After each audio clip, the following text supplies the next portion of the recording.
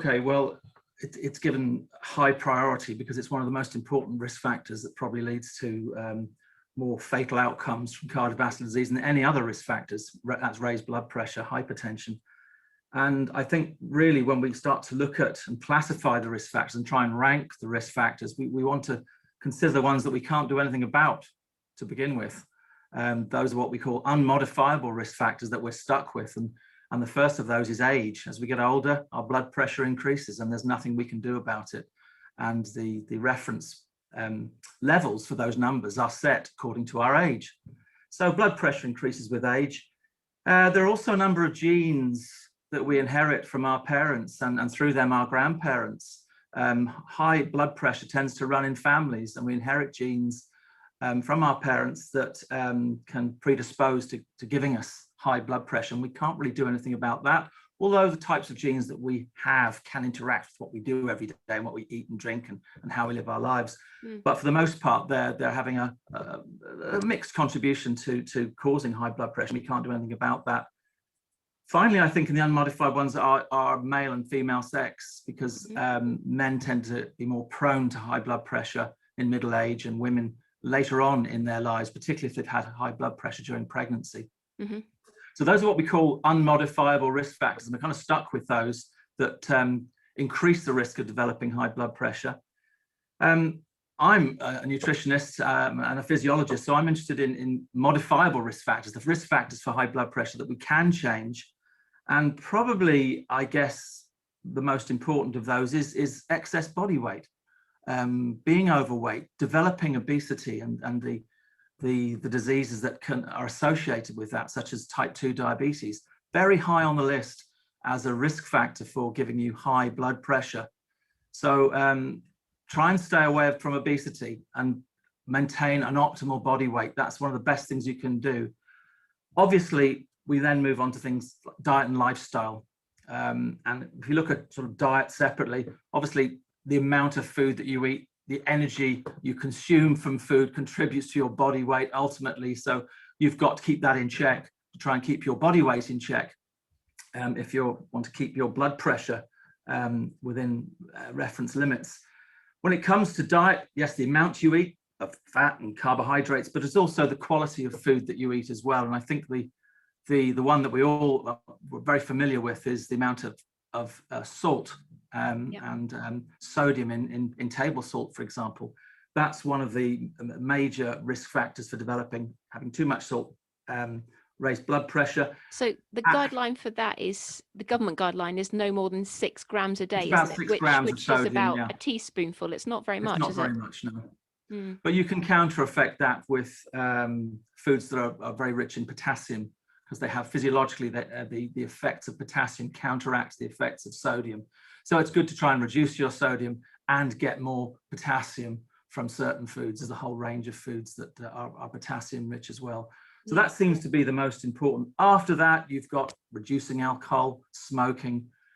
I'm very interested in the effects of fat quality and the type of fat that you have on your cardiovascular system. So we'll come on to this in a second. I think you're going to talk about saturated fats, but the idea that when you replace saturated fat with unsaturated fats, it can have an effect in lowering blood pressure as well. But the evidence isn't as great as it is for things like reducing sodium in your diet. So is the biggest thing, and that's not just what you add, is it? It's looking at traffic light symbols, it's thinking about not adding salt when you cook or to your plate, etc., and all the hidden things that you wouldn't maybe expect to find them in, like tomato ketchup or a tin of baked beans or bread. I mean, bread is a very rich source. There are a number of food staples that we consume without even knowing we're reaching our salt limit, without pouring it all over our food, to flavor, as a flavoring.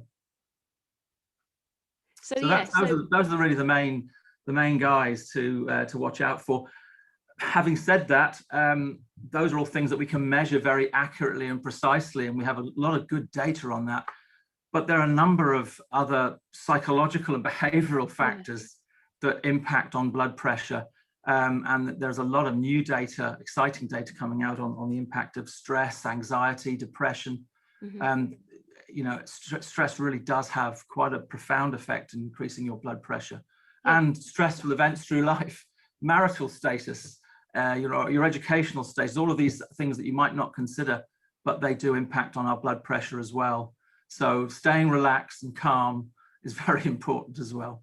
It is, isn't it? But it's hard. I mean, obviously the body's designed for acute stress, but it's more of this chronic that we perhaps don't realize we're experiencing. That's more of the problem. Our modern lifestyles and the fact that we're losing sleep and we're not eating regular meals, and there's a mismatch between our biology and what we're wanting to do in our daily lives. It's very stressful. And that can cause a sort of a desynchronization of our bodily rhythms with what we're actually consuming and doing in our lives, and that can cause problems over a number of years in terms of the development of chronic diseases. That's right. And over the last year or so, we've definitely been promoting more of the awareness of things like your circadian rhythm and where you can get outside in daylight in the morning, even if it is just a 10-15 minute brisk walk, something just to reset your body and all the body clocks within Absolutely. It to recognize that, this is the start of the day, we need to start functioning, and it's not a time to rest or go to sleep. A lot of us still working from home, and maybe your house is not so well lit, so it's really important to get some regular breaks in natural Absolutely. light.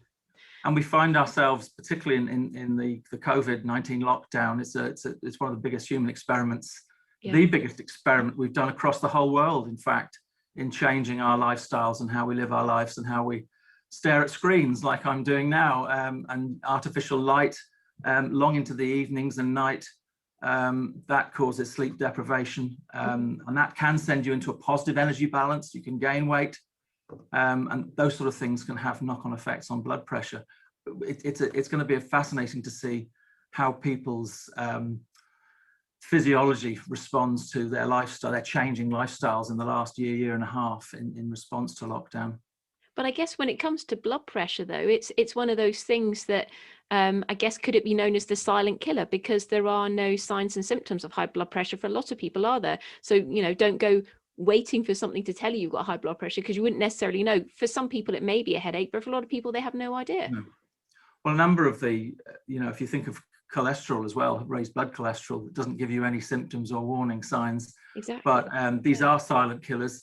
And the important thing when it comes to diet, in terms of prevention being better than cure, you've really got to recognize those risk factors at an early stage, so that changes to your diet and lifestyle can have some impact at a very early stage.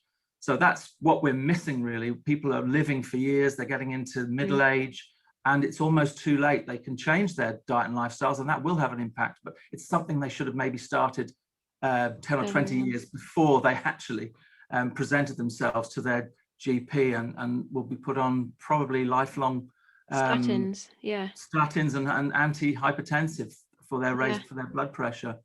Okay. And then, so thinking about those modifiable things and thinking about how, maybe it's the small changes that we can make now, as you say, they're more sustainable, but are more preventative and reduce our risk later on. So that makes me always think about cholesterol.